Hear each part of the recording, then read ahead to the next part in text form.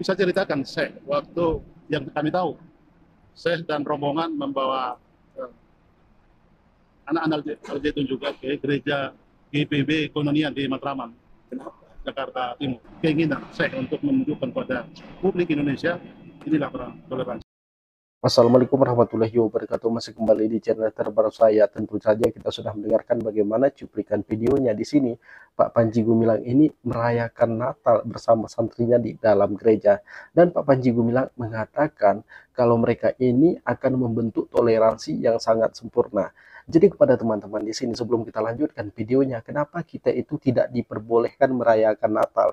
Pertama, kalau kita merayakan Natal, kita itu mengakui kalau Yesus itu adalah anak Tuhan. Yang kedua, Yesus itu mati tersalibkan. Yang ketiga, Yesus itu lahir tanggal 25 Desember. Sedangkan yang tiga ini sangat bertentangan dengan agama Islam. Pertama, Yesus tidak mati tersalibkan. Yang kedua, Yesus itu tidak lahir tanggal 25 Desember. Yang ketiganya, Yesus itu bukan anak Tuhan. Sebelum kita tampilkan videonya, bagi teman-teman yang belum tekan tombol subscribe-nya, silahkan ditekan tombol subscribe-nya dan bunyikan tanda loncengnya, dan silahkan di-share videonya. Selamat menyaksikan.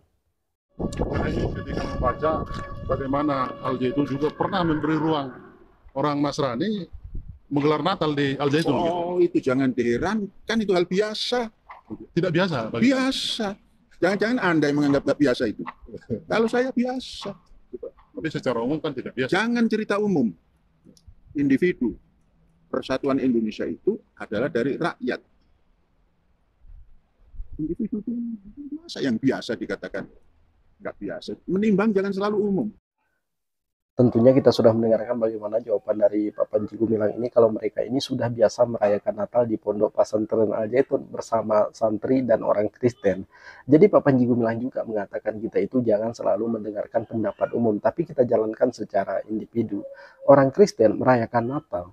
Pertama, mereka itu mengakui kalau Yesus itu sebagai anak Tuhan, dan mereka mengakui kalau Yesus itu sebagai penebus dosa mereka. Dan pendeta sering mengatakan orang Kristen itu sudah ditebus dosanya karena Yesus ini menjelma sebagai manusia. Yesus itu katanya 100% Tuhan dan 100% manusia. Apakah Pak Panji Gumilang juga mengakui ini? Nah, Yesus itu sebagai penebus dosa manusia dan Yesus itu sebagai penebus sebagai anak Tuhan. Karena Pak Panji Gumilang juga ikut merayakan Natal bersama santrinya. Dan di sini juga bisa kita lihat keanehan dari Pak Panji Gumilang ketika mereka ini melaksanakan sholat Idul Fitri, memperbolehkan orang Kristen melakukan kebaktian di dalam masjid. Saf sholatnya renggang. Kemudian di sini istrinya berada di saf terdepan. Media kepolisian pernah bertanya kepada Pak Panji Gumilang ini, kenapa memperbolehkan orang Kristen melakukan kebaktian di dalam masjid? Jawaban dari Pak Panji Gumilang ini adalah, itu katanya membentuk toleransi yang sangat sehat. Kenapa istri Bapak berada di saf terdepan? Kata Pak Panji Gumilang, itu hak wanita. Kemudian, kenapa saf sholatnya renggang? Untuk menghindari bau jengkol dan bau peti. Apakah teman-teman di sini setuju dengan pendapat Pak Panji Gumilang? Antara setuju dan tidak setujunya, silahkan tuliskan di kolom komentar. Kita lanjutkan. Termasuk ketika Syekh juga meminta diajarkan bahasa Ibrani di bahasa setan juga saya pelajari supaya ngerti. Apalagi ini bahasa agama. Kalau setan itu punya bahasa, saya pelajari supaya saya bisa megang leher setan. Ibrani itu bukan satu najis. Bahasa umat beragama. Bahasa para nabi. Nah, belajar bahasa Ibrani. Tentunya kalau kita mau belajar bahasa apapun yang gak ada masalah, entah itu bahasa Ibrani, entah itu bahasa Inggris, entah itu bahasa Arab, bahasa Melayu, bahasa Itali, bahasa Korea, itu sama sekali tidak masalah. Yang menjadi permasalahan di sini, Pak Panji Gumilang ini belajar bahasa Ibrani, apakah ada tujuan tertentu? Karena di Pondok Pesantren Al-Zaitun ini kan ada tempat ibadah orang Yahudi, dan beberapa kali Pak Panji Gumilang ini menyampaikan di dalam ceramah dia agar dibuka hubungan diplomatik dengan orang Israel, dan terjadi keributan antara Israel dengan Palestina. Seolah-olah di sini Pak Panji Gumilang itu menyalahkan Palestina. Pak Panji Gumilang ini mempelajari bahasa Ibrani itu ada tujuan tertentu, dan Pak Panji Gumilang juga pernah menyampaikan kepada Pak Henry Priyono ketika Pak Henry Priyono ini menjadi kepala BIN agar dibuka hubungan diplomatik dengan orang Israel. Nah, jadi kepada teman-teman jangan kemana-mana dulu, kita lanjutkan. termasuk menyanyikan lagu Haleluya di Haleluya itu jangan dianggap milik Nasrani, milik umat Indonesia yang punya Tuhan. Haleluya. Besarkan Tuhan. Ya, kita kan ketuhanan yang Maha Esa. Masa dikecil-kecilkan Tuhan? Ya, jadinya seperti hari ini korupsi. Kenapa? Mengecilkan Tuhan. Kalau haleluya, besarkan Tuhan. Ya korupsi. Itu sama dan bertahlil itu. Haleluya itu. Pak Panji Gumilang itu mengatakan haleluya itu bukan milik umat Nasrani tapi milik umum. Salah satunya adalah milik umat Islam.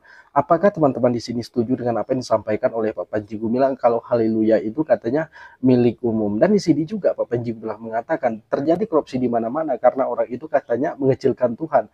Bagaimana cara orang mengecilkan Tuhan? Bagaimana cara orang membesarkan Tuhan? Kita tidak bisa membesarkan Tuhan, kita tidak bisa mengecilkan Tuhan. Kalau kita mengatakan mengecilkan Tuhan atau membesarkan Tuhan, seolah-olah kan Tuhan itu ciptaan manusia, manusia menciptakan Tuhan.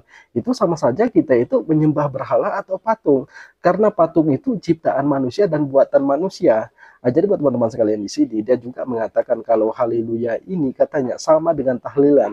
Dari segi mananya sama dengan tahlilan?